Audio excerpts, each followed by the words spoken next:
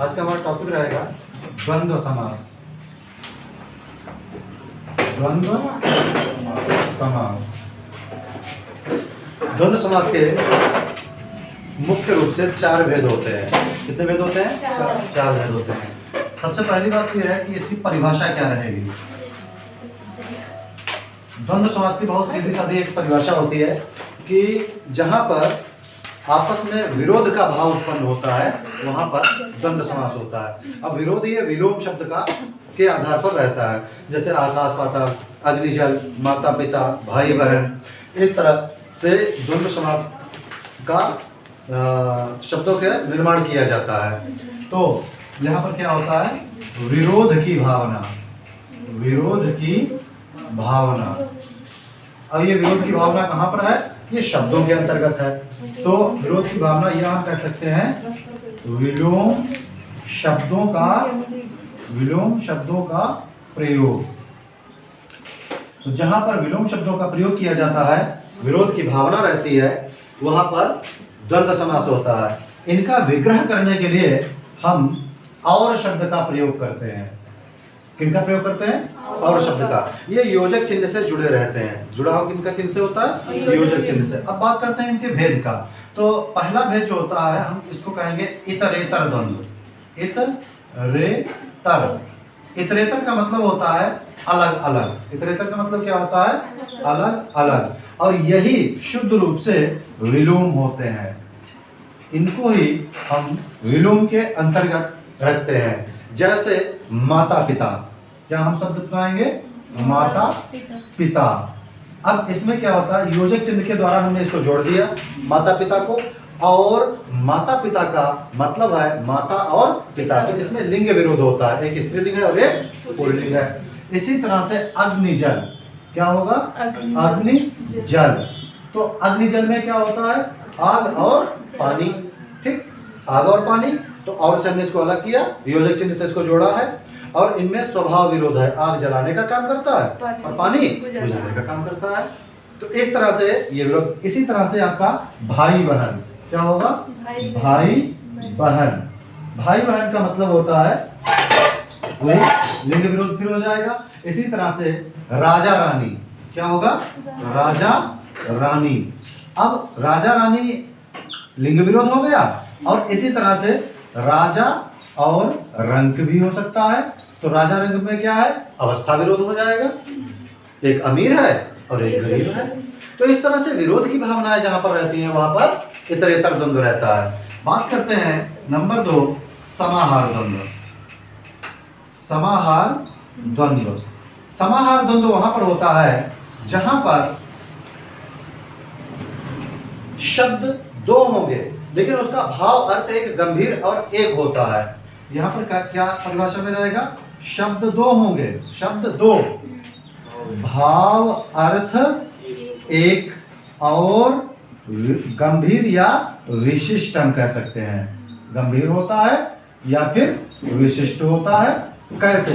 इसका उदाहरण के लिए हम लेते हैं जैसे घर परिवार। उदाहरण के लिए हमने लिया घर परिवार। तो घर परिवार का मतलब जैसे नहीं किसी से कहते हैं और भैया आपके घर परिवार में सब ठीक है, तो कहेंगे हाँ। तो घर परिवार में क्या है कि पूरा बाल बच्चे, माता पिता, पत्नी, मवेशी, जानवर जो भी हैं वो सभी आ जाते हैं। इसी तरह से एक शब्द आता है दाल रोटी। दाल रोटी। अब जैसे कहावत कही जाती है कि दाल रोटी की तंगी होना, तो दाल रोटी में यहाँ पर क्या रहेगा? यहाँ पर सिर्फ दाल और रोटी नहीं है, शब्द 2 है और भाव अर्थ इसमें एक है। दाल रोटी का मतलब होता है घर की अर्थव्यवस्था। दाल रोटी का मतलब क्या रहता है? घर की अर्थव्यवस्था को यहाँ पर सूचित करने का काम किया जा रहा है। ये जो समास होते हैं अपने आप में बहुत कुछ समायोजित किए हुए होते हैं। जैसे लोन तेल। जैसे लोन तेल। लोन तेल का मतलब होता है घर की, वही चीज है, घर की अर्थव्यवस्था। बाल बच्चे, घास फूस, झाड़ फूंक, खरपतवार। क्या रहता है? खरपतवार। अब खरपतवार में पूछा जाए कौन सा समास है, तो द्वंद्व है। द्वंद्व का अगर भेद पूछा जाए तो समाहार द्वंद्व है। क्यों खरपतवार में समाहार है? क्योंकि खरपतवार घास को कहते हैं। हम लोग खरपतवार नाशी डालते हैं ना खेतों में, तो हर घास के लिए डालते हैं ना, कोई एक विशिष्ट के लिए नहीं डालते हैं। अब तो उसका भाव अर्थ क्या है? भाव अर्थ एक है, जितनी भी घास है वो सब नष्ट करने के लिए। साफ सफाई, घर में एक शब्द प्रयोग किया जाता है कि भाई साफ सफाई चल रही है, तो कब होता है? जब कोई त्यौहार आता है तो वहां पर हम साफ सफाई करते हैं। क्यों करते हैं? ताकि अच्छा, उस साफ सफाई का मतलब क्या है? केवल झाड़ू पोछा नहीं मतलब होता है। उस साफ सफाई का मतलब होता है पूरा घर साफ करना, लगा के जमीन में लिसाई पुताई से और छत के जाला तक पूरा एकदम पर्दे वर्दे सब चमाचम हो जाते हैं। किसमें? साफ सफाई में। बाकी तो झाड़ू पोछा रोज होता रहता है। झाड़ू पोछा का मतलब होता है केवल नीचे नीचे वाली सफाई, है ना, झाड़ू पोछा चल रहा है। अच्छा, तो इस तरह से ये क्या हो जाते हैं? हमारे समाहार द्वंद्व हो जाते हैं। नंबर 3, तीसरे की बात करते हैं। आता है आपका एक शेष द्वंद्व। एक शेष द्वंद्व। एक शेष द्वंद्व। एक शेष द्वंद्व की पहचान क्या होती है? यहाँ का ठीक उल्टा हो जाएगा। यहाँ पर शब्द एक, यहाँ पर शब्द 2 थे, यहाँ पर शब्द 1 और भाव अर्थ 2। इसके अर्थ 2 हो जाते हैं। कैसे अर्थ 2 होंगे और ये होगा? तो हमने कहा देखो शब्द 1 होगा, जैसे हमने कहा पितरव। शब्द क्या अपनाया हमने? पितरव। पितरव का मतलब होता है माता और पिता। प्रायः जिसमें अ की मात्रा लगती है, मतलब कसम नहीं खानी है, लेकिन प्रायः अ की मात्रा जिसमें होती है वो आपका संस्कृत के आधार द्विवचन पर जाता है। जैसे रामः रामौ रामा, तो रामौ माने 2 राम। तो यहाँ पर रामौ शब्द भी आप लिख सकते हो, रामौ। अच्छा, हिंदी में जो है इन शब्दों का अर्थ अलग अलग तरह से दिया जाता है। हमें इससे मतलब नहीं, रामौ का मतलब 2 राम होता है, बस इतना हमें जानना है। 2 है, राम और राम। अब उसमें आपकी व्याकरण में दिखाते हैं एक राम है, एक परशुराम है, ठीक, तो रामो हो जाएगा। शिवौ, शिव और शिवा, शिवौ। इसी तरह से हंसा हो जाएगा, हंसौ, हंस और हंसिनी। भ्रातारौ, भ्रातारों में भाई और बहन।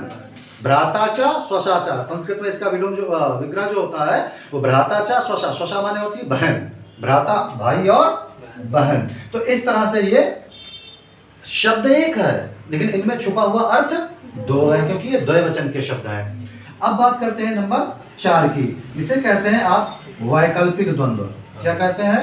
वैकल्पिक द्वंद्व।